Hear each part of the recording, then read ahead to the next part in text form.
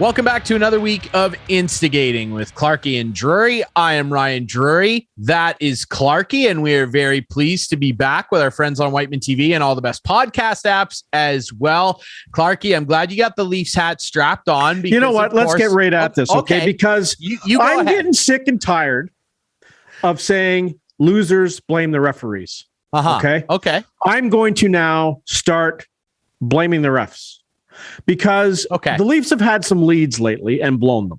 Yes, they have. There's no question about that. I agree. They played some tough teams, but they've had leads and they've blown them. But I'm telling you, and you have to agree with me because I read tweets from you, that the referees will manage games when the score dictates. So, for instance, the Leafs get up 3-1. Leafs get up 4-1. We're not going to call anything on the Leafs. We don't want this game to get out of hand. We're going to let that Ranger grab the puck at the blue line, pirouette, turn around, have that puck in his glove for 3 seconds, and drop it down and take a shot. We're not going to call that, right? We're not going to call it. But then we're going to call Mikheyev just squeaking through the crease and clipping the goalie, and the goalie goes flying. That's going to be goalie interference because we want those Rangers to tie this game. I'm just telling you, I wish the Rangers, remember Brian Lewis said it when we had Brian Lewis on? Yes. Because a team complained that they got 8 penalties in one game and the other team got none. And Brian's answer was, yeah, because you guys committed 8 infractions and I called every one of them. How can we get there, Ryan? I'm sick and tired of it. I think it's crazy.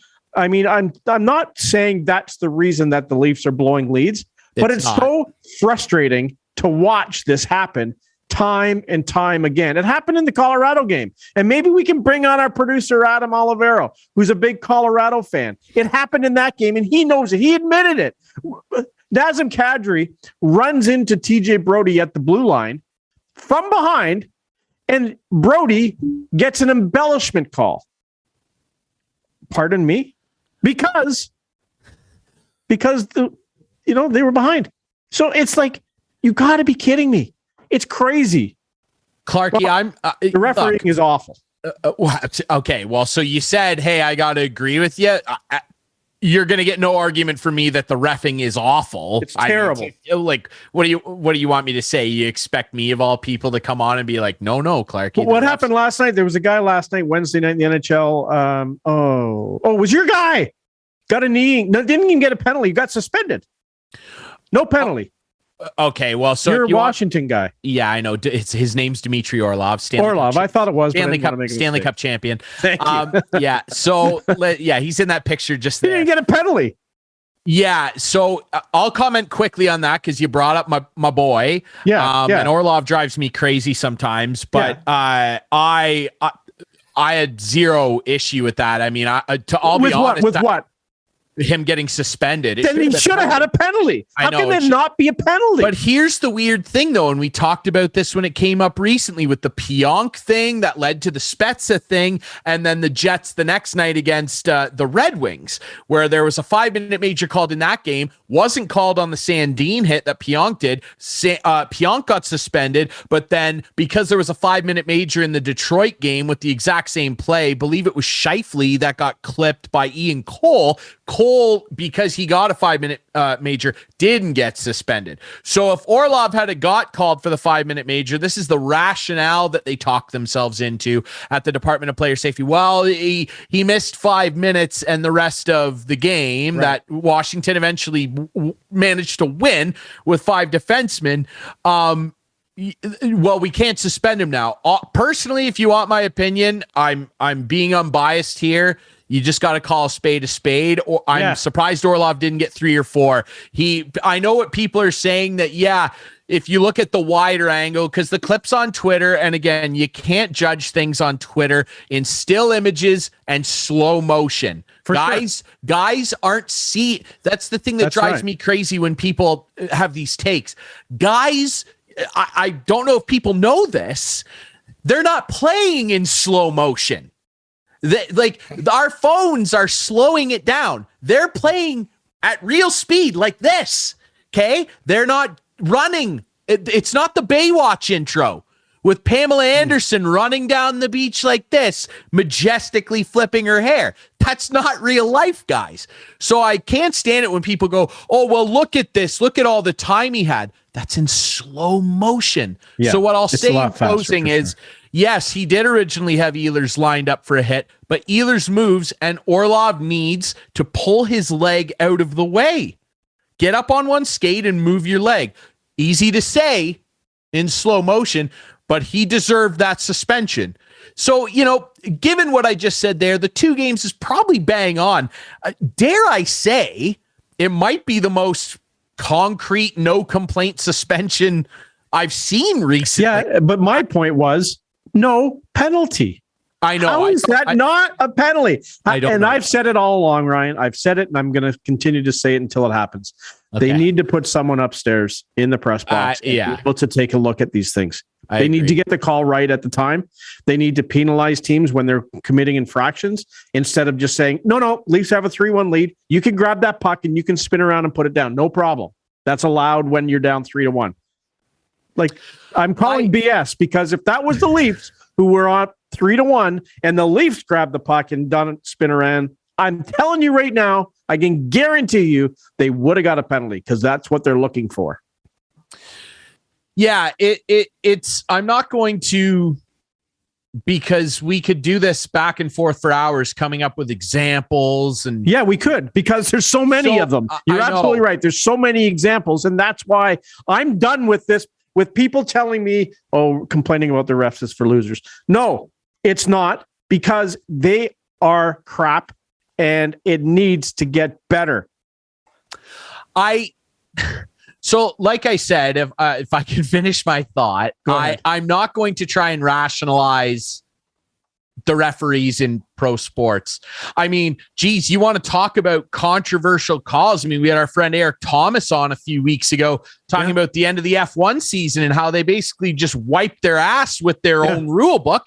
And hey, my guy came out on top, but people were losing their mind. And they allowed their season to end like that. Yeah. That's like Brett Hull with his foot in the crease. That's right. That shouldn't have counted either. I know. But what about NBA? What about Kyle Lowry a couple weeks ago tossing the ball to the referee and getting ejected? Yeah. You could go across sports. I can't. Referee. I can't. Oh, well, let's not pretend that referees don't have agendas against guys. Remember, and that's a problem too. Hey, with human referees in these sports, and again, I will say for them, yes, it moves fast. Yes, I couldn't do it. But that's not the point. What I really hate, I understand you saying, hey, I'm done with people saying complaining about the refs is for losers. Overall, overarching, I agree with the statement. As much as I could come up with it, I could give you 5 examples right now of ways I felt like my Caps in the playoffs, particularly against Pittsburgh, got screwed for years with calls. But they ended up winning. They overcame it. And as an overall statement, I agree that complaining about the refs in the grand scheme of things is for losers. I agree. But when you see some of the things that happen, and our friend Dark Guy was on a tirade on Twitter the other night about this, the Austin Matthews goal that was kicked in. It was. When I saw it, I didn't think it would count for sure. But, well, he was arguing that it should have because it would have tied a record, which is whatever. I know Dark Guy's a passionate fan. But his point, the one part of his argument that was valid is saying, well, why doesn't that count when there were a bunch of goals earlier this year that were kicked in? There was a Vegas one in particular. I want to say it was William Karlsson, where he distinctly is flicking his knee joint at this puck and it goes in. Believe it was against the Senators, if memory serves, early in the season. It counted. Then about a week later, there was a Montreal call where in the same game, can't remember who they were playing, Gallagher scored a goal. It didn't count. But then the winning goal that the other team scored against Montreal did count. I know. And there was, so the and Matthews won last night, even though I didn't think it would count when I saw it, was close because it almost looked like it hit his foot, went off his foot, and then he moved his toe. It almost looked like he moved his toe after it hit the puck. But I didn't think it would count. It wasn't going to count. yeah, and again, we're picking things apart in slow motion, and it's hard. I will say this: the thing where I'll agree with you about complaining about the refs isn't for losers is there are loads of examples. I mean, there's examples on any side of any argument in sports. That's what's great.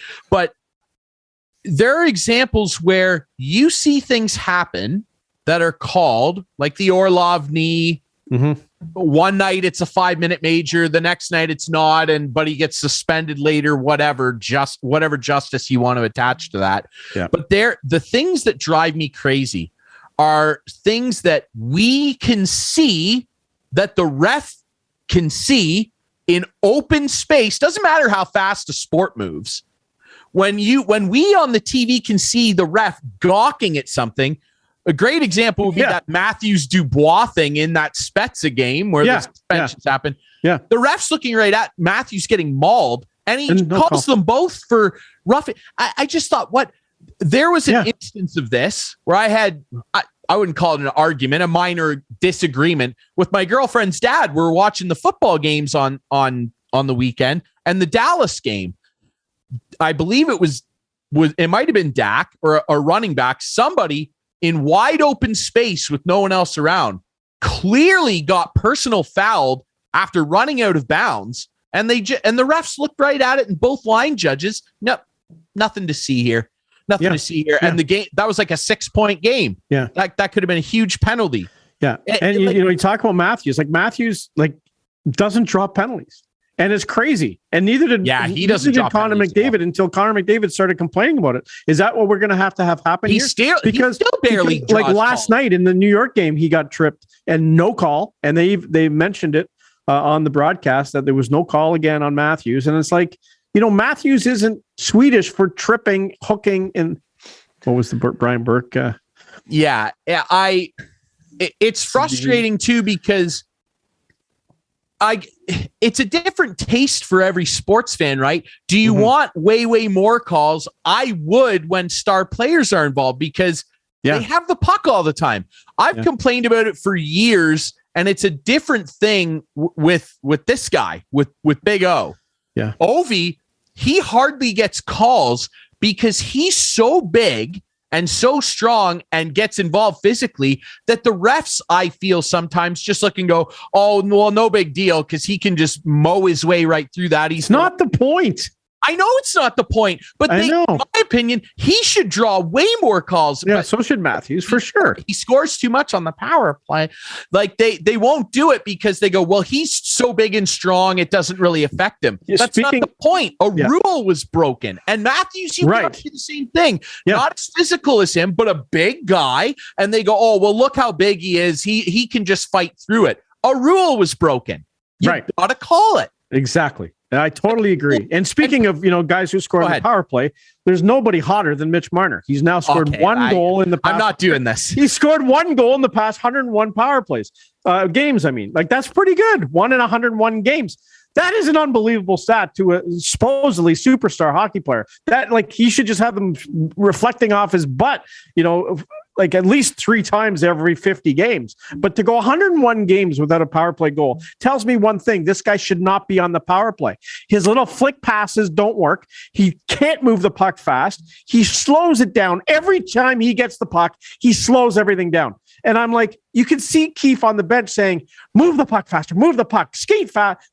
Why is, when he was hurt, this power play was on fire. Kasha was on the power play. Sometimes Mikheyev was on that first line. Sometimes it was Spezza. What is going on? Why can't they make it an adjustment on the fly to say this guy's not doing well on the power play? He scored 1 goal in 101 games on a power play.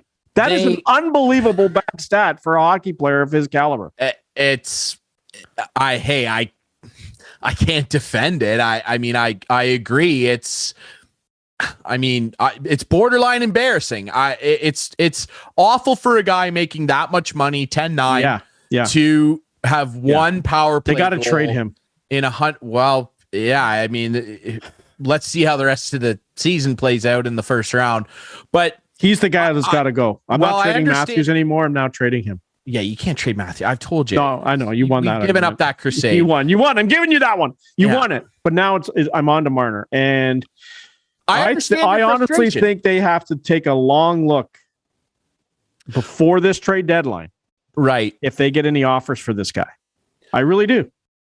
Well, I understand your frustration because I can tell you it honestly makes me when I have conversations like this with you and other Leaf fans regarding a guy like him and really the team overall malfunctioning in the playoffs. But when you look at stats like this, it really makes me giggle. And I'm so happy that the Caps ended up winning one because they would do stuff like this to Ovi and he was scoring all the time.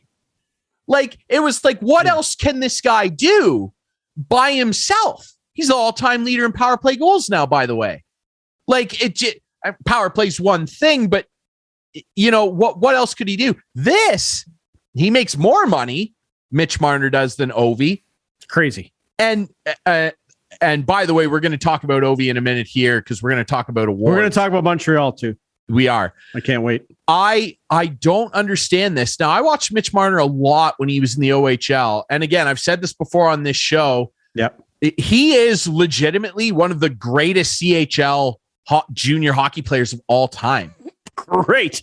He was unbelievable. Yeah. Never a dangerous shooter, but a guy, he won't use his shot. He's like afraid to do it. I don't know what the deal is. And hey, I understand your complaint about him like slowing it down, but that is his game. Him controlling pace. Then get him off because that's not what this power play is all about. But you can do that as long as you're producing. It suits the way he plays. Lots of guys did that. Fedorov did that. Kovalev, when he was at the top of his game, he would slow games down. Here's the deal, though, Ryan. Here's what I'm like. I can see Keefe on the bench visibly telling the guys to move the puck quicker. You can see it happening. You can see him yelling it. Well, there's one guy not doing it. For the most part, the other four guys on the ice are. There's one guy not. Every time he gets the puck, it slows down. You watch the next game, it'll happen again. Yeah, you should check on what your cat's up to behind you, bud.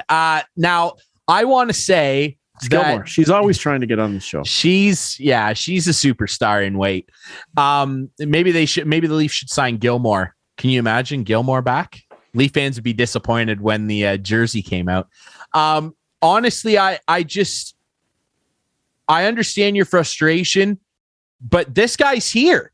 And that's a hard contract to move. I know how good he is and how good he can be. When he is at his best, like he can make a difference in a game offensively. I wonder what you're feeling right now, though, with the Leafs only, as we record this, winning one of their last 6 in regulation.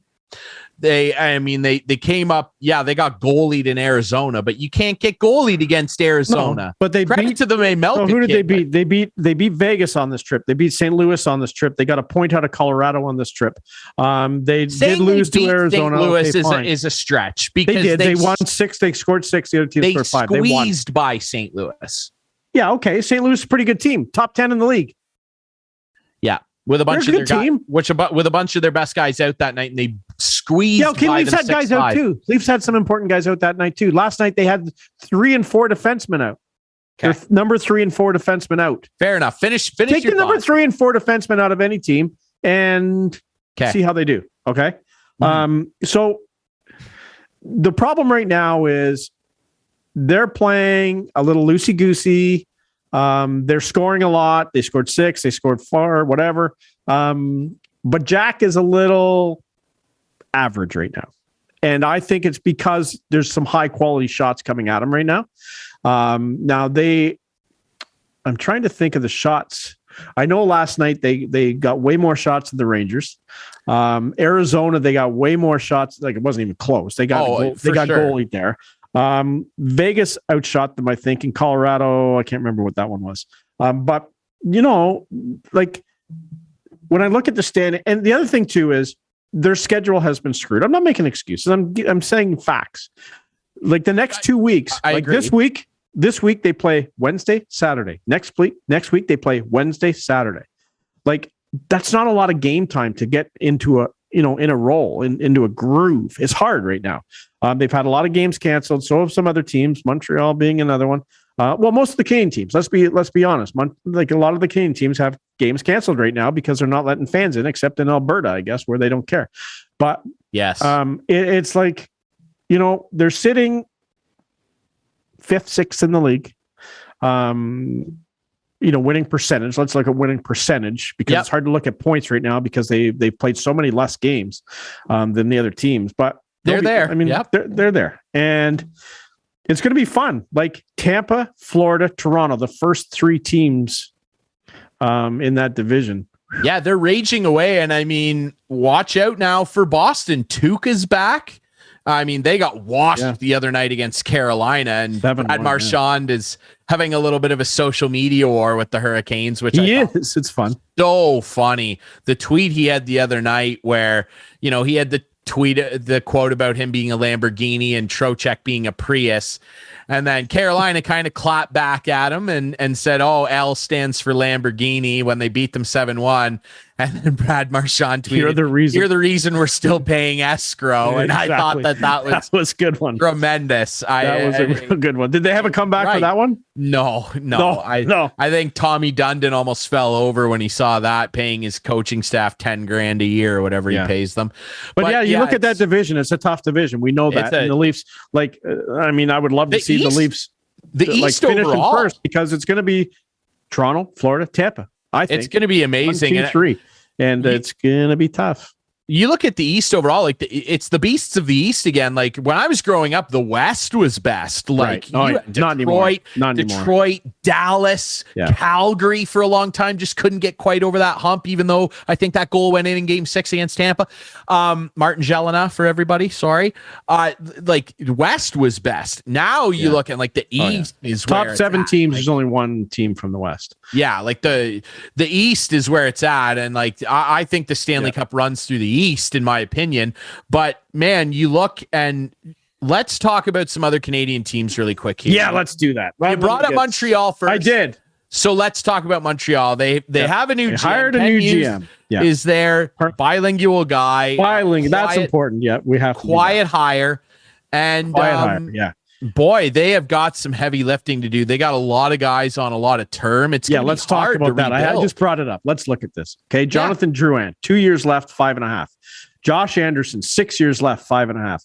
Mike Hoffman, 3 years left, 4.5. Christian Dvorak, you could move him. I think 4 years left at 4.5. Tyler Toffoli, 3 years left, 4.5. He might be talk about a team to move. Talk about a team that absolutely sucks and has cap issues like crazy. They got to move guys. Can they do it? I mean, the guy that probably will be moved for sure will be Ben Sherratt. Sherratt's getting moved. He's a UFA next year. No question. But Jeff Petrie, 4 years left at 6.25. David Savard, 4 years left at 3.5. And then, of course, he will get moved. What will happen? Will they move Carey Price? That's the big thing. If he's healthy, will someone take a run at this guy? $10.5 million. They might have to retain some salary on these guys and probably take a bad salary back from a team that's as bad as them that has the cap room to absorb it. And you got to think, if you look around for good teams that might do really good with a goalie, it's Edmonton, right? If they could ever get that guy, but it's going to cost them, who knows what it'll cost them, right? I just don't, and I don't think Carey Price is going to play again this season. Right. But let's, on that note though, let's transition over to, I don't have much more to say about Montreal. They're as bad. No, and you know what? They're terrible. I just love when a guy hires a friend. And that's what it seems like's happened here. These guys were good friends, right? Gorton and well, you see this in every sport. I know, you hire guys you're familiar with. But you want to agree with your staff. Yes, I understand. But sometimes not agreeing is actually healthier. Well, Dubas did it. Organization, right? Kyle did it. But Brendan Shanahan didn't know Dubas when he hired him. But he was already there when he took over. Right. But I'm just saying, that was the president or whatever the title Gorton has hiring a buddy. Yeah. Hiring an agent. Hockey ops. Right. So good luck. I think it's the same as the Toronto Raptors situation and probably others in sports where the general manager is Gort. He's the GM. The new guy is just a figurehead with the title who will go in front of the media because he can speak French. But it's like Masai Ujiri and Bobby Webster. I don't disagree. Masai Ujiri is the GM of this team. He's pulling all the triggers that he needs to pull. He's got the final say. I don't disagree with that. Anyway, but I don't care because they suck. They're in last place. They're bad. They're bad. They're in 32nd place. They're setting, this will be the first time ever a team's gone to the final and then finished dead last. And they're going to lose again because they're going to lose the lottery. I hope. Yeah.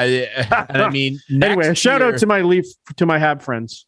Well, next year, Tom Willis-Craft and Mike Belcher, a buddy of mine. Shout out to those guys. Hope you're having a good time. Hope you enjoyed cross-checking your way to the final last year, and I hope you're enjoying this season. Thank you very much. I'm done. Well, I'm sure they enjoyed Toronto tripping all over themselves again. I'm sure they did. Because that's what happened last year. Montreal, in my opinion, this bat. Hey, people can disagree with me. They went to the final. Credit to them and Price. Yeah, that would change things probably. Not necessarily, though. Because we're not talking about last year. We're talking about this year. What have you done for me lately? Toronto lost that series. Montreal didn't win it. As controversial as that is for some, Toronto lost that series. Mm-hmm. Hey, the Caps did it against Montreal too back in the day. Anyway, let's move on. To Edmonton. How's Zach Hyman think he's feeling right now? Well, he's getting paid a lot of money, and so he should be fine. What we should be concerned about is how Leon Draisaitl is feeling. I wonder if he woke up pissy today because the other day he got accused of being that. He did by a Hall of Fame scribe, Jim Matheson. I love that Hall of Fame scribe. I want. Okay. Well, he is. He is. I know he is. I want your opinion on this because there's been lots, bandied about this back and forth, and both sides are at fault. I want your opinion on this exchange, and in your opinion, is one of them more to blame than the other? Because I have an opinion on it. Oh, I think absolutely one is more to blame than the other. Okay. And you and I are in this industry. You and I have been in front of athletes and asking them questions. Yes. You know what, Ryan? Our purpose in those places is not to make the story about us. And I don't think there's any question Jim Matheson wanted to make the story about him that day. In fact, I heard on TSN radio the next morning that he told people that he's going to stir things up in the morning. That's not his job. And I thought it was disgusting what he did to Leon Draisaitl. I really did. This is a rare show. We got to save this for posterity. I agree. Yeah, I thought it was disgusting. I thought it was disgusting as well. And I know people were kind of, the TSN guys were trying to kind of rationalize. Well, I get it. Leon gave a bad answer. It doesn't matter. It doesn't matter if Leon gave a bad answer. Yeah. You're a reporter. Reporter. You report what you hear and see. Yeah. And you can write Leon was short.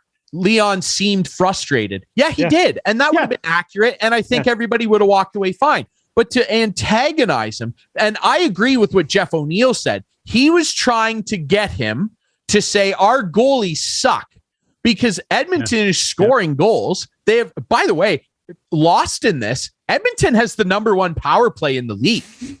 They have the number, I believe they're at 30. That just shows it doesn't matter. 6%. That's pretty good. They have two of the best, if not the two best players in the league. Yes, they do. And they can't win because they'll score 3 and Mike Smith will let in 6 or Koskinen will let in 5. Yeah. They have no help. Stuart Skinner, God bless the kid. He's a kid. He can only do so much. He'll let in 5. Yeah. And he tried to bait him into crapping on their goalies. Peter Mrazek's a better goalie than both those guys. I agree right now. Like there's got to be a lot of backup goalies who are better than those two guys. They need to get a goalie. But that's the other thing. The other teams are going to hold them hostage. Yeah, you want a goalie? Sure, we'll give you a goalie. Give us a good player back. Why shouldn't they? Yeah, I'll take Evan Bouchard.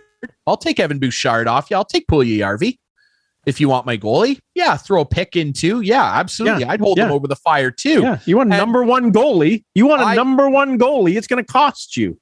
I just feel overall that Jim Matheson overstepped his mark. 100%. Because Totally like you agree. said, we've interviewed a lot of athletes. I've gotten to interview lots of OHL players this year. And hey, sometimes they have lots to say. Other times when things aren't going well, they don't have a lot to say. And I don't know about you, but I'm a little like, I feel for these guys. These guys are going through a lot of crap. Yeah, they make a lot of money. I get it. But they're frustrated. And the last thing I want to do is antagonize that. And I think I like disgusting is the only word that I can think of. I want my goal in those situations. And no, I'm not Jim Matheson. I wasn't around Gretzky. I wasn't around Messier. I get it. But my goal in those situations is you got to read the room. They're not beholden to give you a novel. You're a writer. Write a column.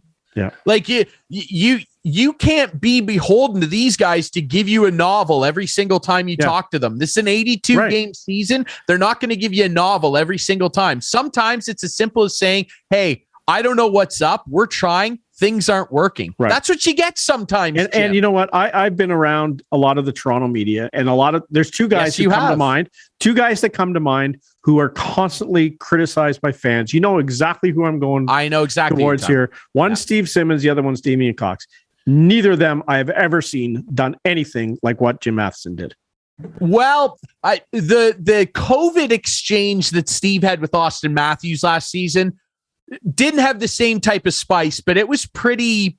Matthews let him know that he wasn't very enthused with him. But I agree. I don't really have use for either of those, particularly one of those guys' opinions. I know. But I know both of them very well. I know both of them very well. That's great. I don't expect people to agree with all of my opinions. I just thought that Jim and I'm coming from it from a biased side because I'm in the industry. I wouldn't have done that. I would have left it alone. And again, it's hard because you're not in front of the guys. You can't interact live and say, hey, like, why didn't you like that question? Let's talk. Like, you can't do that over Zoom. So I'll give Jim that little cookie crumb, but he should not have said that. I think guys are a lot braver over Zoom too. Of course, sure they are. Right? They're not there in the room. Yeah. Why are you so pissy? I thought I just want to make sure he was definitely on Zoom. They were on Zoom. Okay. Yeah, they were on a Zoom call. Okay, really quick, before we move on, we bring in our friend Travis Stewart to see the game for our one of our great sponsors, of course, brought to you as always by Coolbet, our friends that see the game in the Listowel Vision Care Center, and of course, in part by the Listowel. It's called. Okay, so hold on. Yes, my daughter Jenna, who works there, has said to me last week, I got to find the text. Give me 10 seconds. Okay, you can have 10 seconds. I just want to say... say something and I'm going to read it. I just want to say we want to quickly talk on some awards here because, listen, we have to. We live in Leafland. We talk a lot about the Leafs Canadian teams. I want to take a couple minutes, if I can, before we bring in Travis, and pump my boy's tires here for our viewers on Whiteman. Ovi behind me every week. I have to pump his tires. If the season ended today, he's the Hart Trophy winner. He's 36, leads as we speak right now, leads the NHL in points, goals, and he's 36. By the way, he's also top 5 in hits. I'm sorry. He's the Hart Trophy winner.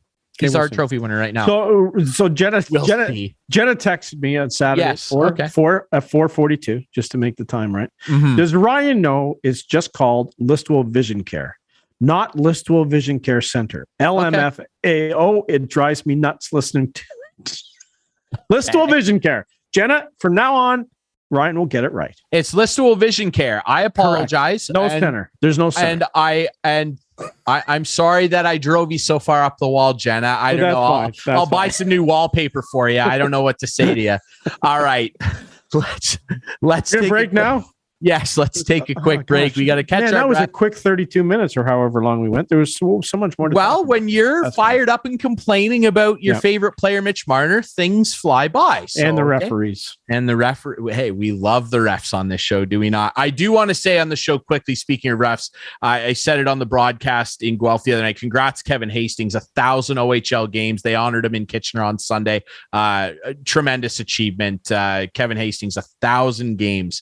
Pretty darn impressive. I want to ask Brooksy about the referees next week too. Jason Brooks, longtime coach, funnily enough, former Guelph Storm coach. He will join us next week, and we'll dig into lots about.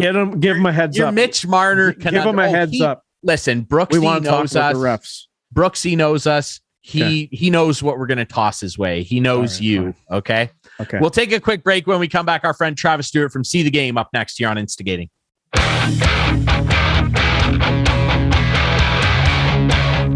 Welcome back to Instigating with Clarky and Drury, brought to you as always by Coolbet, our friends at See the Game and the Listowel Vision Care, and also in part by the Listowel Squash Courts. I almost did it, Clarky. I know you were watching for me. We are very pleased to be joined by our friend from See the Game, Travis Stewart, their neuroscience specialist. Am I saying that right? Neurologist? I don't even know what your title is, Travis. I mean, I have a hard time keeping track of all the We've had him on for 4 weeks now. I know, but he's the guy. He's the man. That's what I refer to him as. Travis is the man at See the Game. It's about brain and seeing. That's how I'm getting. Right. It's about the brain and seeing. And Travis, can you train? We've talked about this for the last half hour on the show. Can you maybe give some referees some of that training? Yeah, for sure. So we've looked into that kind of stuff because it's going to be just a lot of awareness and stuff, which is things we're already doing with athletes. So that's the best people that need the awareness is the referees. They needed major awareness. Help Clarky out here, Travis. Clarky, you got connections.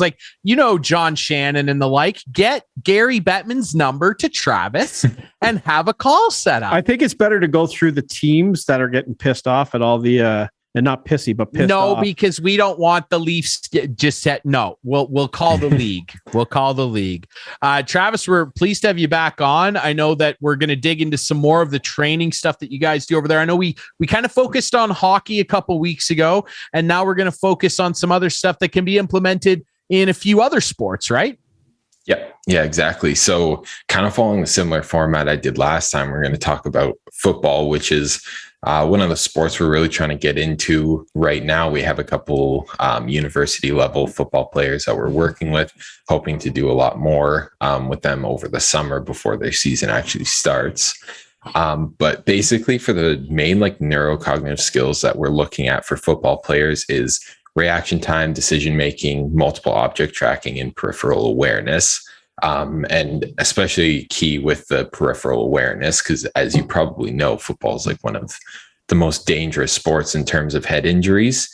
And what we're trying to do is basically just our main goal with them is making sure that they're staying safe and we're preventing concussions. So by increasing their peripheral awareness and what they can actually see in their periphery, we can stop blindside hits.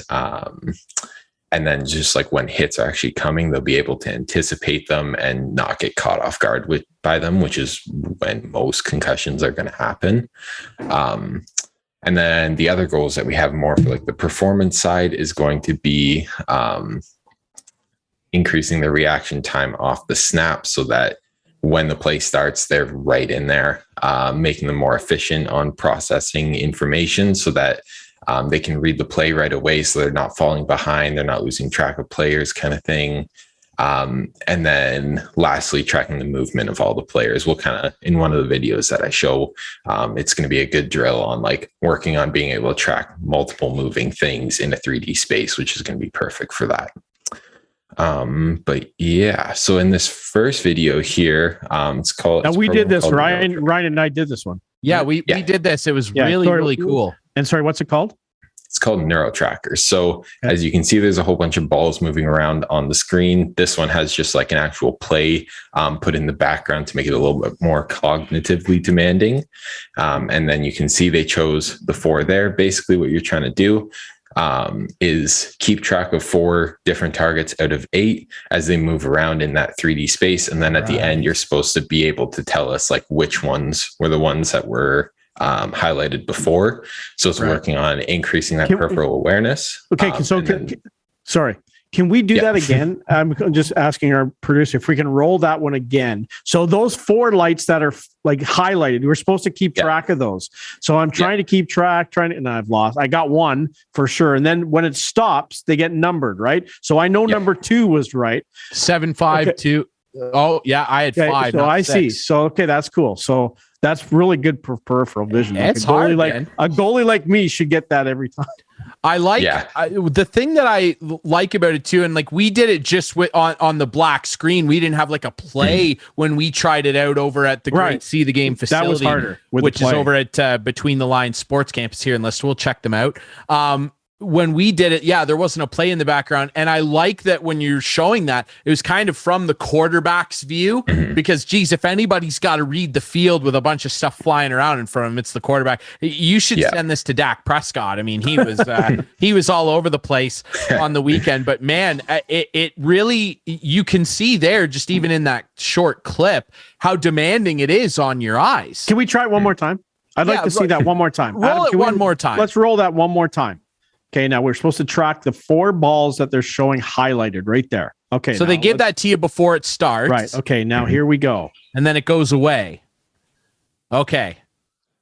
There's the snap. And I got 2 this time. I'm pretty sure I got 2. I know the numbers, but I got 6 and 2 for sure. Yeah, I keep on. But I can't find the other 5 is like, I mean, it's even throwing me off the 3rd time, but I'm not an athlete. That's really cool. Hey, this can definitely help out some referees. So Travis, tell me, like, the more I do that, that's how I'm getting better, right? Like if I keep watching that over and over and over and can track them, and I'm sure there's like different numbers every time when you do it, right? But the more I do it, that's what you're trying to accomplish here, right?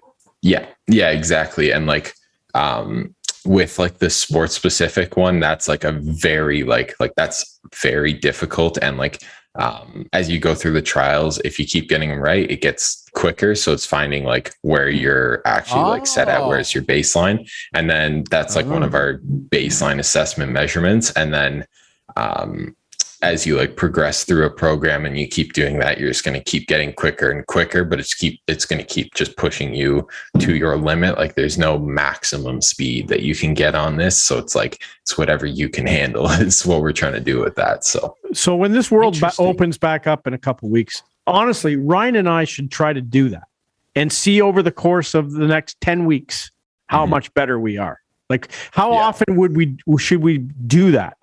Like how often should we visit you to be able to get better in that category?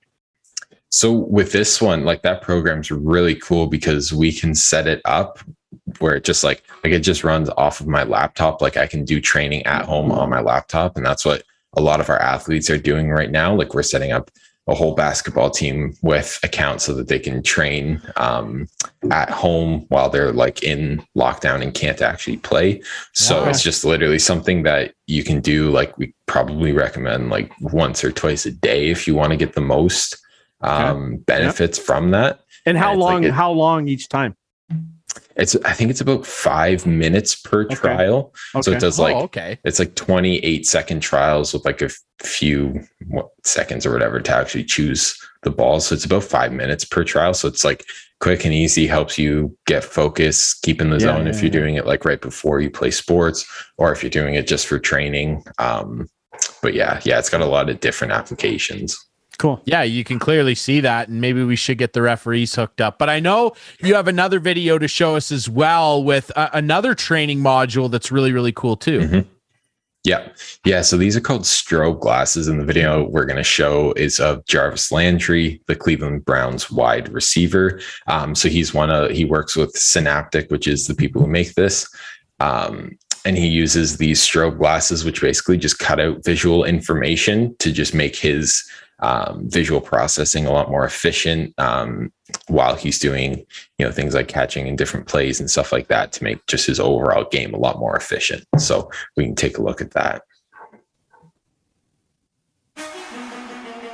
My vision continues to improve as I use the Synaptic strobes. I put them on, I go through my drills, my hand-eye coordination things, and then once I take them off, I can see more. I can pick up more. I can focus more.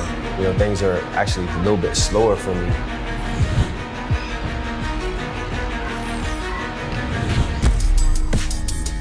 Being able to get better using the strobes, finding different techniques, different drills to do that help me, that once I took the strobes off, that I can go out into the field or go out into my training and have a different level of focus and, reaction. The games have been easier because of the training, and that's one of the things that the strobe has given me. And I think, if guys that aren't doing it, more plays for me to be made.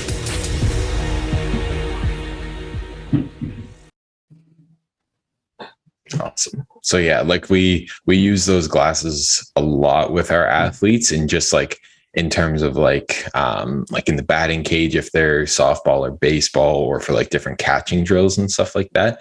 But it's also just with like anything that we're doing, we just throw them on to add like more cognitive load, make any task that we're making those people, the athletes, do just that little bit harder.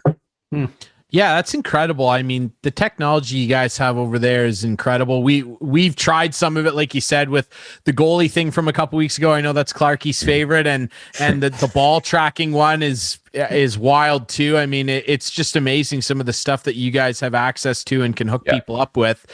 See the game. Hey, they're over at the Between the Lines Sports Campus here in Listowel. You can find them. Things are going to be opening back up again soon, folks. So head over there. If you've got a high level athlete in the house or someone aspiring to be one, certainly these guys would be the ones to hook them up with and really, really improve your vision, which I don't care what sport it is. I mean, poker, it doesn't matter. You got to have good vision, folks. Yeah. And how do they get a hold of you, Travis? So you can send me an email, travis.seethegame@gmail.com. That's my main form of contact. And then if you just check us out on Instagram, c.the.game, there will be all of our contact info, different posts, and you can send us a message on social media too. Perfect. Absolutely, man. I'm sure a lot of people will be flooding your inbox. At least they should be, as things start to open back up. And there's a lot of athletes out there that would definitely benefit from this. Travis, we really appreciate your time again this week. And I think we'll see you again in a couple of weeks. And maybe we'll drag Dr. AJ on here as well. What about that? That's the plan. We'll see what we have in store for that time, but I'm excited. Good stuff. Travis Stewart from See the Game over at the Between the Lines Sports Campus here in Listowel. We appreciate his time. All right, we'll take one last quick break. When we come back, I'll chat with Jake Bolin-Moss of our sponsor Coolbet to talk about some lines heading into the divisional round of the NFL playoffs. And hey, Jake and I are Patriots fans. We got to talk a little bit about what went down on Saturday. Perfect game. That was they had a perfect game. Yes, that's incredible, man. That was not fun to watch as a Patriots fan. Jake and I will be up next here on Instigating.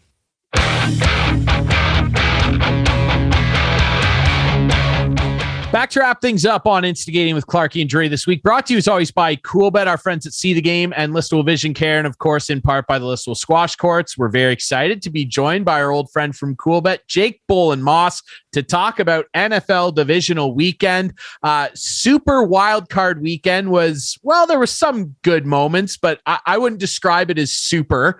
There were some real dud games, Jake, and I mean, I referenced it before the break here. Let's just quickly do a post-mortem of our Patriots. Not the finest playoff game we've ever had, but we've had a lot of great ones over our tenure. Boy, Buffalo looked really, really good.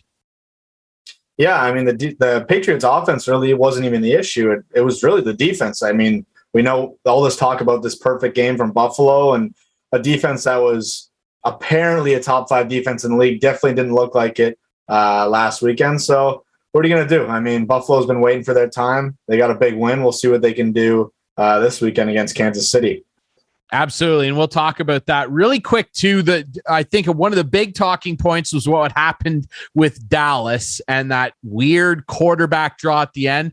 I mean, what do you make of that? That was just bizarre. And I really didn't think it was Dak's fault. I mean, Mike McCarthy has some questions to answer after that performance.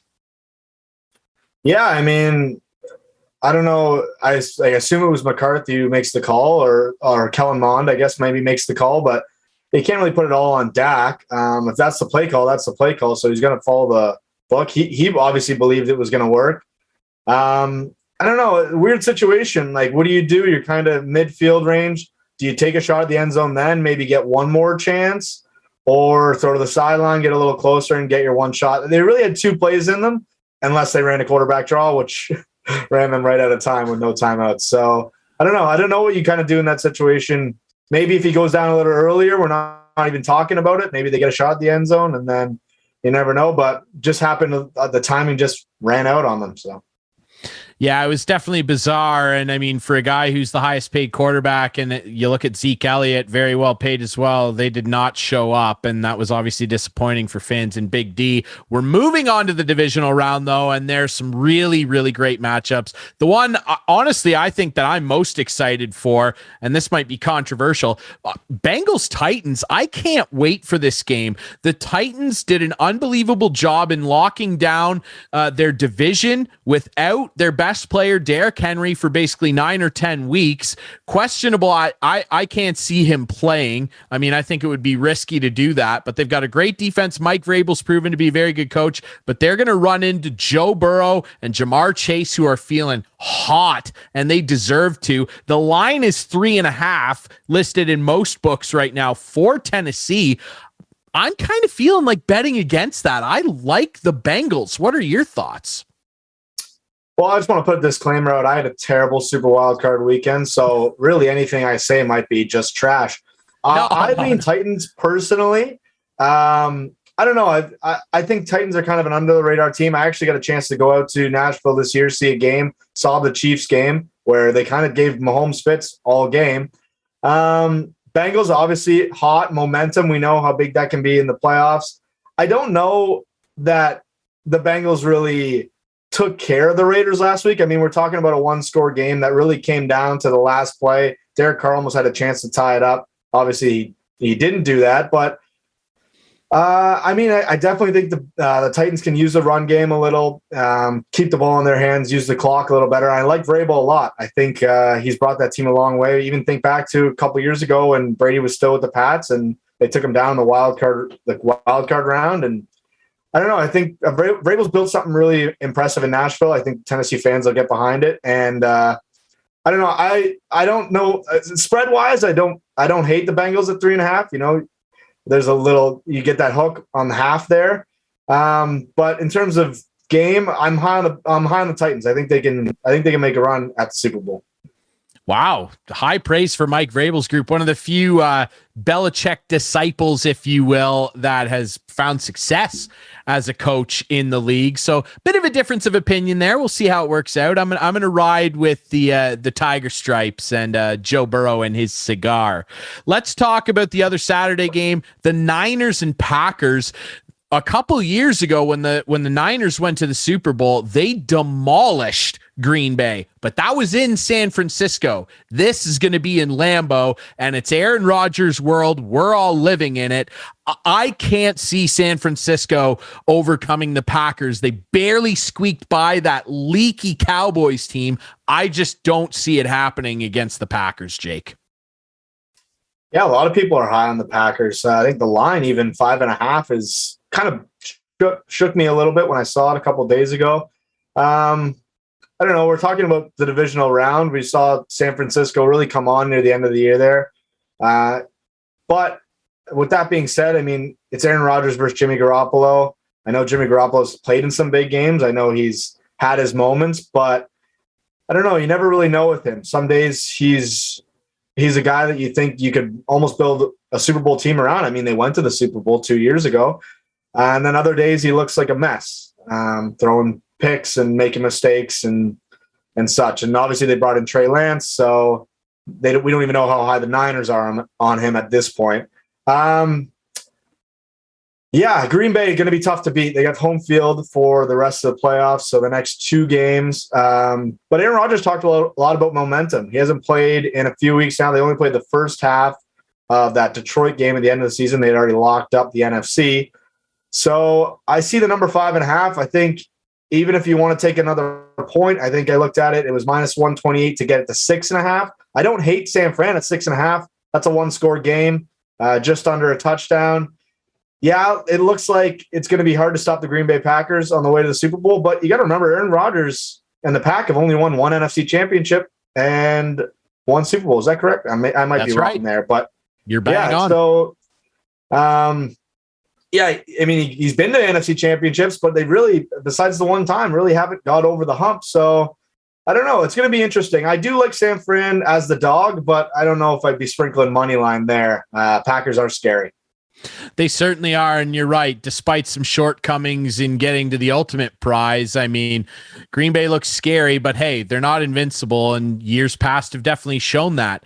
Let's talk about the other big NFC team, the Tampa Bay Buccaneers, who handled Philadelphia. Jalen Hurts was god awful in that game, but Philly overall was just terrible. They're coming up against the Rams, though, who have weapons on both sides. And hey, the Rams went all in. Like, they have no draft picks anymore. They traded them all away. They brought in Von Miller. They've brought in Jalen Ramsey. They've got Aaron Donald. They got Odell.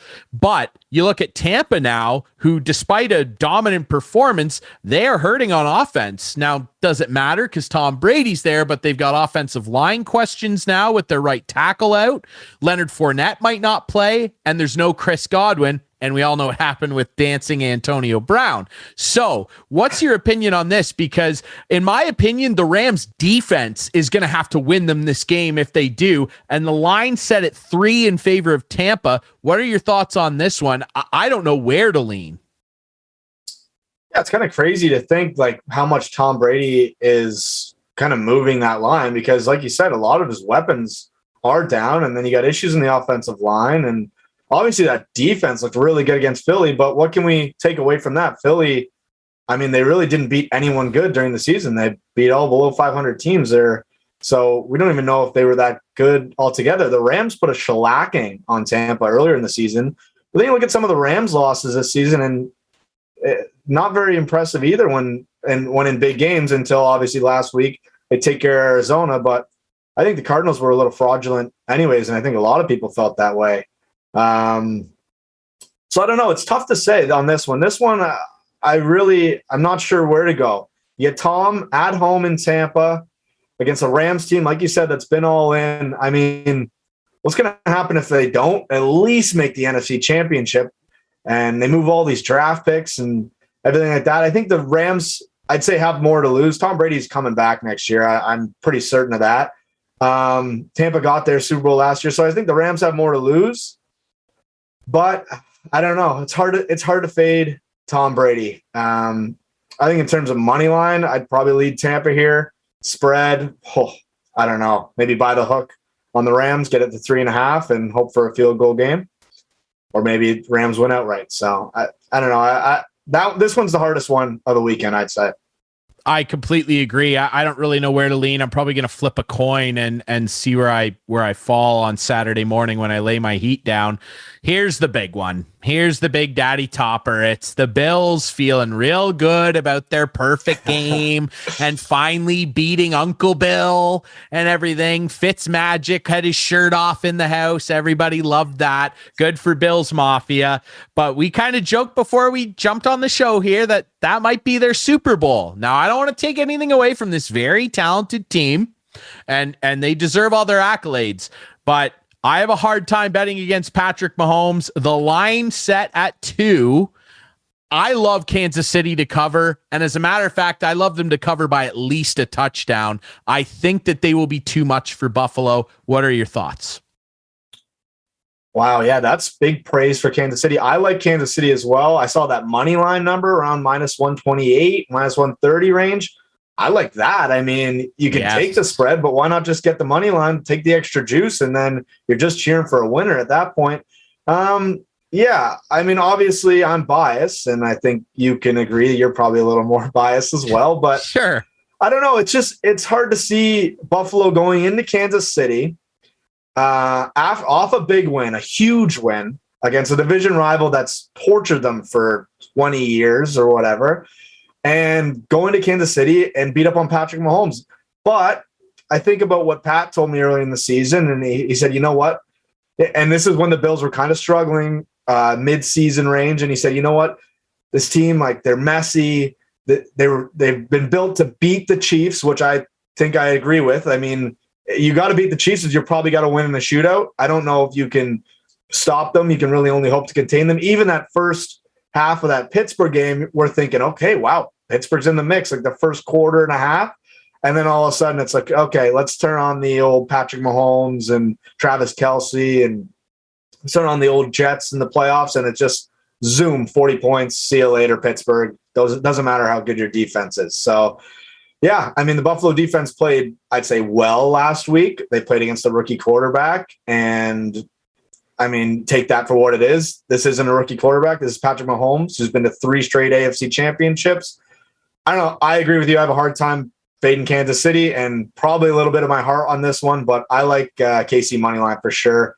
Yeah, maybe sprinkle a spread. I like what you said, by a touchdown. That's a confidence pick. So, yeah, maybe get a little value with the -6.5 range. Probably get some plus money there.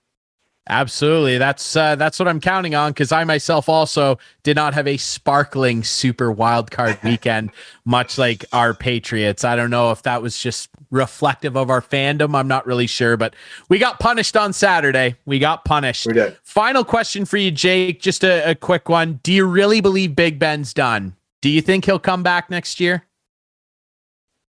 I don't know. He shouldn't. Like, no offense to Big Ben. Well, I just think that's maybe the answer that's important. Yeah, he shouldn't. I think personally, and I mean, I've watched a handful of Big Ben. I think he kind of went out. Not that he went out on top, but got his team to the playoffs, and obviously it was kind of a rough game against KC. But what are you going to do? It's the Chiefs. They've won a Super Bowl, and they got a really good roster there. So, I mean, he had the big emotional tears at Heinz Field there, and they did the whole goodbye. It's like, for him to come back and do another 17-game season just feels like the allures kind of wore off for me. I think it's time to kind of move on from Ben and maybe see what you got in a guy like Rudolph, or maybe you go out and make a move of Russell Wilson. I mean, they still got a strong defense there in Pittsburgh, and we know they got weapons on offense, but I don't know. Ben looked messy near the end of the season. As much as you love to see a guy like that compete and fight, might be time to hang it up for Ben. Yeah. Hey, like Mike Tyson once said, every boxer's got to hang his gloves up. It's just a matter of finding out when that is. And yeah, I agree with you. I think Big Ben's found out when it is, and I can't see him coming back either. Jake Bolin-Moss, our friend from Coolbet, with some great thoughts on the NFL divisional weekend coming up here. It's going to be fun to lay some heat down. Make sure you use Coolbet to do so. We appreciate everybody watching the show. You can watch us Friday nights at 8, Sunday nights at 9 with our friends on Whiteman TV. You can also find us on our YouTube channel and all the best podcast apps, including Spotify and Apple Music. Make sure to follow us on social media at InstigatingPod. For Clarky, Jake Bolin-Moss, and our friend Travis Stewart from See the Game, we appreciate you listening to and watching Instigating with Clarky and Drury. We'll be back next week.